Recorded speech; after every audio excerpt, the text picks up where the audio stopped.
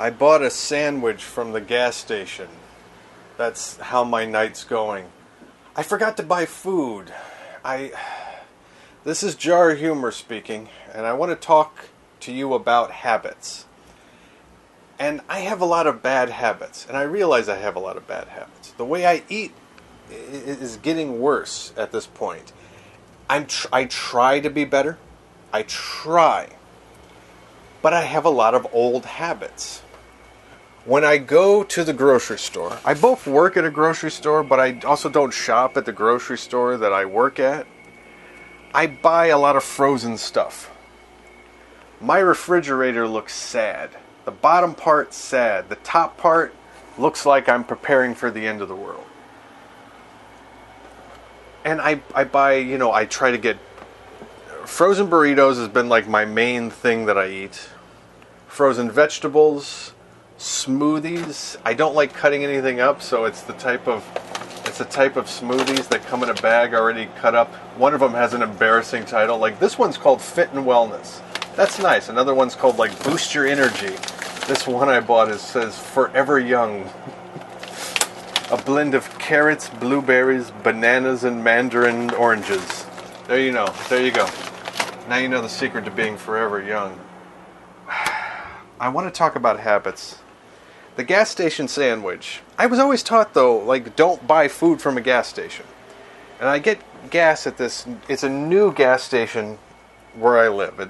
They just built it, and they put all these nice pumps in. Everything looked clean and nice. And they built this little... almost like a fancy convenience store. And while you're pumping your gas, there's this propaganda that just is forced upon you at the pump. There's this screen that just plays commercials for their food. Stop on in and get a sandwich. Get a slice of pizza. Get a vape pen and a do-rag. I don't know. Like if you imagine like a bodega did those commercials on the gas station. Come on in and get some rolling papers. We also have wrap snacks. Do you remember wrap snacks? I remember wrap snacks. When I was going to college, I used to stop at this bodega to get cigarettes. I used to smoke cigarettes. And so I spent so much time at bus stations and train stations smoking cigarettes. And there was a homeless guy that I met. I met a lot of homeless people, but one of them, he had one arm. And he bummed a cigarette from me. He took it from me, ripped the filter off with his mouth, tucked it behind his ear, and then I watched him tie his shoes with one hand. He would pull one side really tight, then the other one, and then loop them around, and then he did this thing with his fingers that was amazing, that created a knot. He knew how to tie his shoe. He could tie his shoes with one hand. That was amazing to me. But I used to go to a little... I was sitting on the curb outside of a bodega. That's what reminded me of that story. Habits are an interesting thing to me because I've spent a lot of time trying to figure out how to break bad habits. I read this book by James Clear called Atomic Habits. I like that. And one of the things that I picked up from that was start small and do something for like 2 minutes. So a couple years ago I bought myself those a set of like dumbbell weights. They're plastic, but you can fill them with either sand or concrete. I filled them with sand, and I do like my little I get my pump on, in the morning, and I try to make that a habit.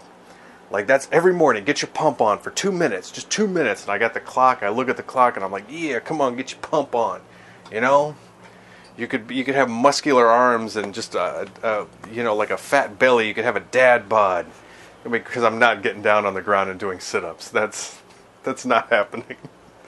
That is not happening at all. But that's a good idea. It's a good suggestion. So start something for 2 minutes. Okay, try that out. But we are creatures of habit. I have never gone into a gas station and thought I should buy a sandwich from a gas station. But the propaganda on the gas pump worked on me. It didn't work on me. I actually had the thought prior. you forgot to buy food. You have hardly anything in the house. Unless you plan on eating oatmeal for dinner, you don't have anything in the house. You could have a fruit smoothie and oatmeal for dinner, or you need to buy yourself a sandwich from this gas station.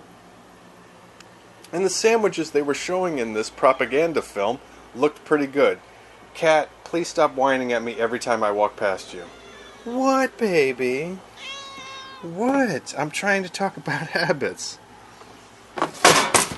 Well, thanks, Cat. Alright, well, my clock just fell off of this thing. I'll pick it up later. Thanks, Cat. It's typical cat behavior. She jumped up on a thing and just proceeded to knock something off of a flat surface. Classic cat behavior. My cat is very much a creature of habit. She gets in her mind a place she wants to lay. It doesn't matter how much it inconveniences me in any sort of way. She will want to lay in that spot. My cat's name is Angel. She is anything but. She is. Like, she gets it in her head every once in a while to lay on the back of the couch. And that would be fine, except then she starts putting her claws into my curtain. And then I yell at her. And she doesn't understand. Like, I spray her with a spray bottle. I'm like, hey, get off the couch. And I can't explain to my cat, I can't communicate to her, you can lay on the couch if you don't claw up the curtains. But a cat is a creature of habit. She picks a spot, and that's what she wants to do. Her litter box, oh my goodness. If that litter box is not completely clean, she just stands in front of it and whines. That's all she does. She'll go, like if I'm not home and she knows I'm not there to clean something up, like if she peed earlier, now she's got to take a poop, she will take that, begrudgingly, she will take that poop next to that pee. But if I'm home, she's like, you better clean this pee. I'm not pooping next to my pee. What am I, an animal? So, we have our own sort of, I don't know, my whole thing with habits, especially as an artist, is that I don't feel I sit down and do the work enough. And then I think to myself, like, well, you make the excuse. This is an excuse that I'm about to give. I work at a grocery store as like a day job, but I'm a cartoonist, right? So the grocery store takes up a lot of time these days. It used to be part-time. It's starting to become more and more full-time. It's more and more hours at the grocery store, less in front of the, in front of a piece of paper drawing cartoons. And I'm trying to figure out, when do you do these things? Now, Scott Adams, when he was creating Dilbert, used to do this thing where he'd get up really early in the morning, like 4 a.m., and do his Dilbert comic strip, and then go to work. He worked at like a phone company or something like that. I read this in his book, How to Fail at Almost Everything and Still Win Big. Good book. And I thought to myself, okay, well, you could do the Dilbert thing. You can get up early and do some cartoon work, because I'm not a comic strip cartoonist, but I make stuff. I just make anything that's funny. Sometimes it's a cartoon, sometimes it's a comic, sometimes it's a cartoon video. A lot of it in the past was t-shirt designs. That was like the main thing that I did, was I designed t-shirt. Some type of, thing like that. And I keep thinking to myself, yeah, just get up early and do that. Yeah, that doesn't work for me. First of all, I'm a night owl. It's midnight, I think.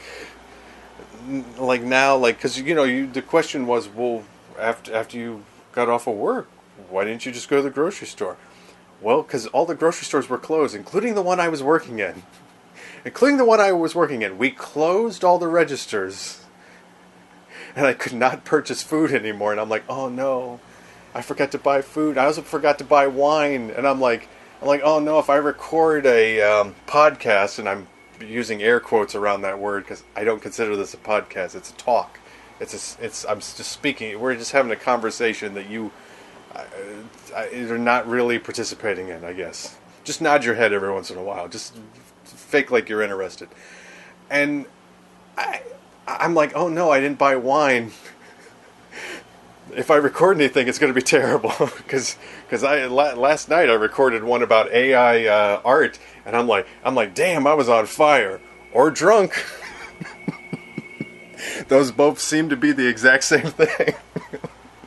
Let me tell you why I hate them robots. So I thought it was really good. It was really honest. You get a couple drinks in me, I become very honest.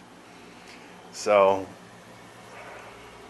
when do I have time to cartoon? When do I have time to improve my body and eat better? When do I have time to clean my house? You know, I'm a bachelor. It's just me and the cat. Like, my bathroom kind of smells like pee-pee. It's not gross, it's not like disgusting, but there's a slight pee-pee smell. I don't know if it's my pee-pee or the cat's pee-pee. But there's a smell. And every few weeks I get tired of it and I clean the place. But lately, every time I sit on the toilet I don't want to be gross. I've already said like pee-pee and poop, and I feel like, to show a little class. When I sit and take a dump, I notice that there's a spider that actually lives in like the corner of my bathroom. He's made a comfortable home for himself because he knows I don't clean this bathroom enough. Now I feel bad for this spider. I don't want to disturb his home. The floor needs to be cleaned, a little bit. But he has a nice little home. What am I going to do? Oh, it's so bad. What am I going to do? So I've got to change my habits. And at least my theory on this, and I could be wrong or this is just an excuse, is that habits should be changed little by little. Because if you're trying to change too much all at once, you're just going to like hate everything, and then you're going to revert back to your old loop, your old habit loops. And so I've been trying to change little by little. You eat a little bit better. You buy something a little new, a little goofy. I don't think gas station sandwich is the best choice in the entire world, but once again, this is what I was working with. What is it, by the way? It's a rotisserie chicken salad wrap. Oh, James. No. At least, well, there is an expiration date, and luckily it's not today. I didn't even notice that. I'm just like, yeah, that looks good enough. I'd never been in this place. This woman paying for things with her daughter, that she was using self-checkout, which I didn't even know was self-checkout. I thought it was an ATM. I'm looking around like for like a human being, and there were human beings, but I'm like, and I look in her direction. I see a little sign above her that says self-checkout, and she looks at me and she goes, "Oh, the other one's open." I go, "Oh," I said, "Thank you," and I walked over and I go, "I'll be damned, this ATM will let me purchase my sandwich from it." So I purchased my sandwich from this little. I've done self-checkout at other grocery stores, but they look a little more like there's a bagging area and such. This didn't. This was like a little counter with just a little computer screen in front of me, and I purchased my sandwich. I haven't eaten it yet. I'm gonna eat it when I'm done talking to you guys. So the habits of an artist. So in the very first talk, I talked about the creative process, and I mentioned this thing about suffering, like how you had to sit and suffer. That to me is a very important part of the process.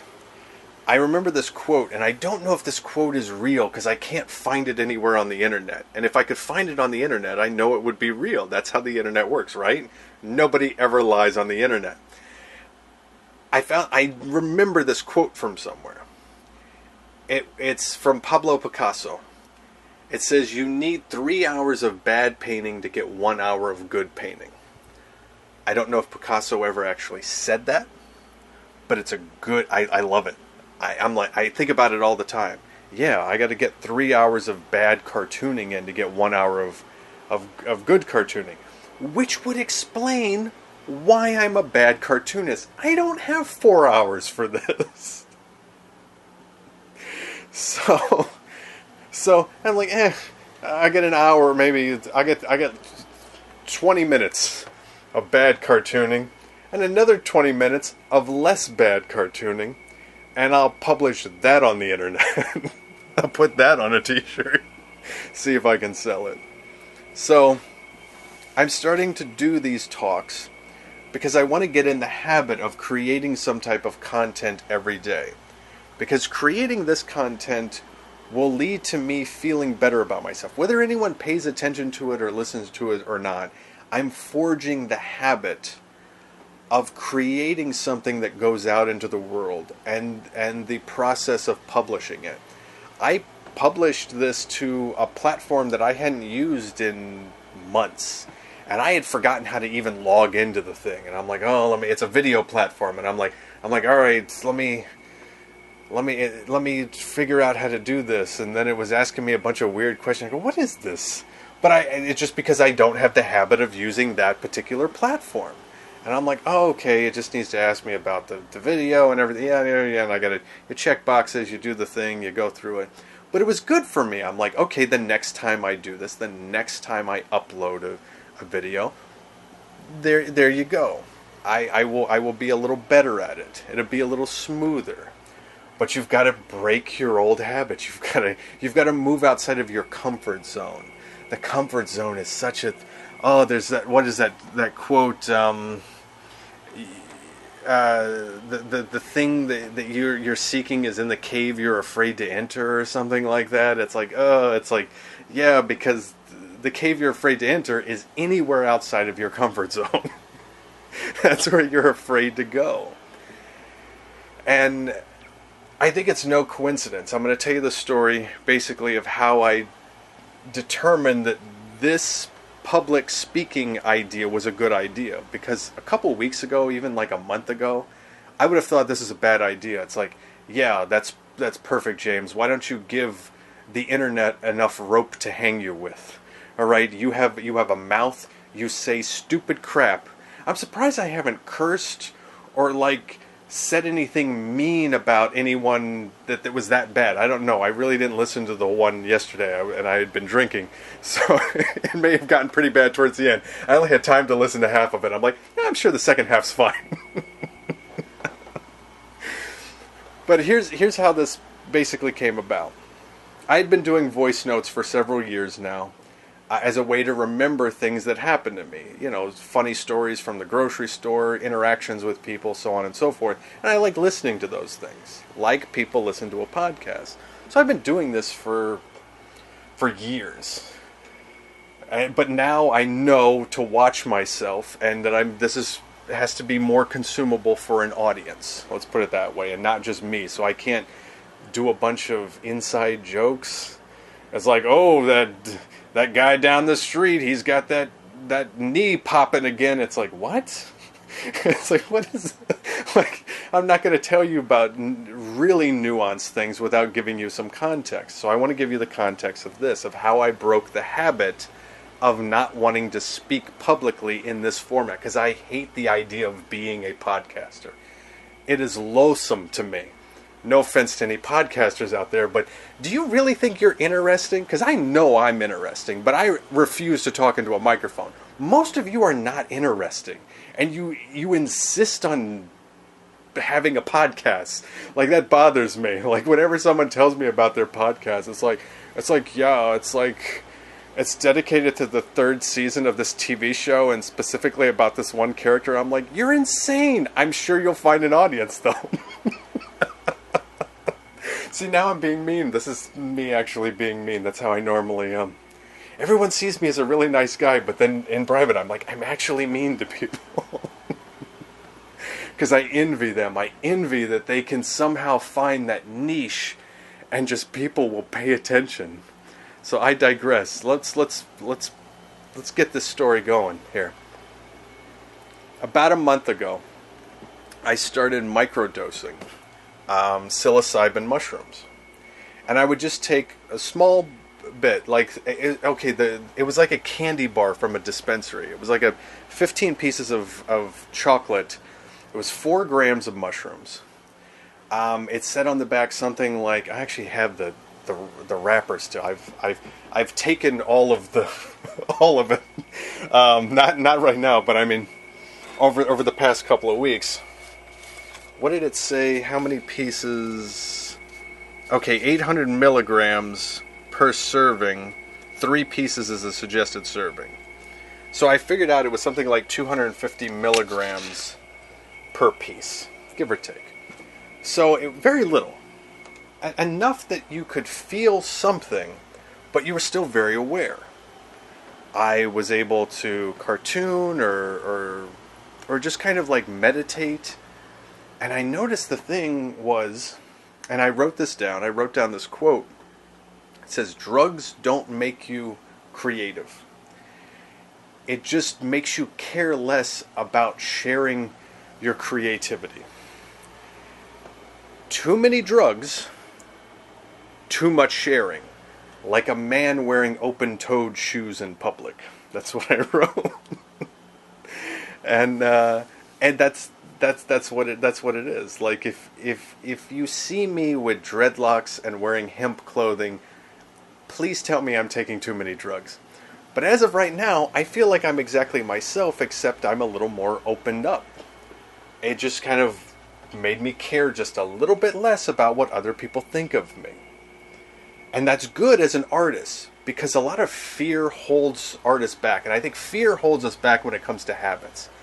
That's why we stay in our comfort zone. That's why we're in our little loops, because we're afraid, because we're awkward and we're clumsy. So that thing I was talking about suffering, you sit down and you suffer, it's because you're doing that 3 hours of bad painting. Because you know you suck right then. Like you know you're bad at the thing you're doing. You eventually get better at it. You get good, but then you also get rusty. It's the weirdest thing, especially with drawing. I don't know if anyone else is a person who draws, an illustrator, cartoonist, etc., or even maybe a painter. You feel rusty. Like every time you go to do it, it feels like the first time you've ever done it. And I guess it's just because I just don't have the disciplined habits that I really need, where I should be doing it for hours a day. You know? So that I'd like to change to a degree. We'll see how that goes. I'm going to keep working at it. Right now I want to forge the habit of expressing these ideas and thoughts with an audience. And hopefully my experiences and my comments, insights, whatever the hell you want to call them, they help or lead you to a certain thing. You know, I highly recommend James Clear's book, Atomic Habits, Scott Adams' book, How to Win at, or How to Fail at Almost Anything and Still Win Big. Let me think how I want to wrap this up. Once again, I have a pause button on this, and you don't have to sit through me figuring it out. I could just pause. Oh, it's also 11:11 according to my thermostat clock. I tend to see numbers all the time, 111, 222, etc., etc. So in my normal voice notes, I'd always point that out. You know, why don't I start doing that with the podcast? Once again, using air quotes. And when it comes to my habits, I mentioned earlier that I used to be a smoker. I managed in my early 20s to quit smoking.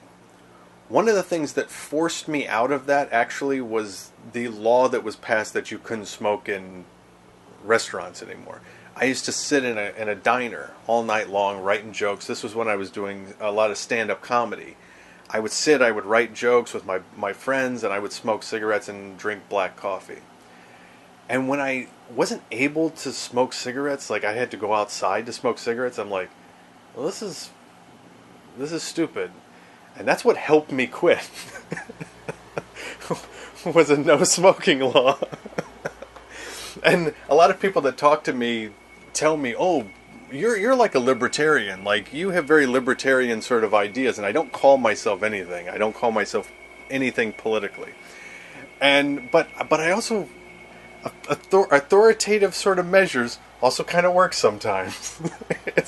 They made a law about not smoking in restaurants. That got me to quit smoking. that honestly, I have to admit. I normally don't like the government getting involved with things like this, but I guess that worked. So I guess one thing I want to mention before I wrap things up is that one of the podcasts, God, I hate using that word, that I uploaded got a comment. I got my first comment, you guys. So I want to read it to you. It says, "Hey, Jar Humor, you are good at what you do. Keep it up. What if I assist in boosting and promoting your channel to over 10,000 people, helping you reach 1,000 followers or more? If you're ready, reach out to me now and let's get started." And the comment's gone already. The platform immediately marked it as spam, but I got an email telling me I got the comment. My first comment on my podcast is spam. It's the only one. I got a few likes on the first one, and I know they're from my friends. I know they're people who know me. It's like, oh, Jar Humor made a thing. Let me just go over there for 2 seconds, like it, and then immediately leave. That's fine. Thank you. Thank you guys for doing that. I shouldn't have put the thank you at the end of the video because you'll never hear this. So, yeah.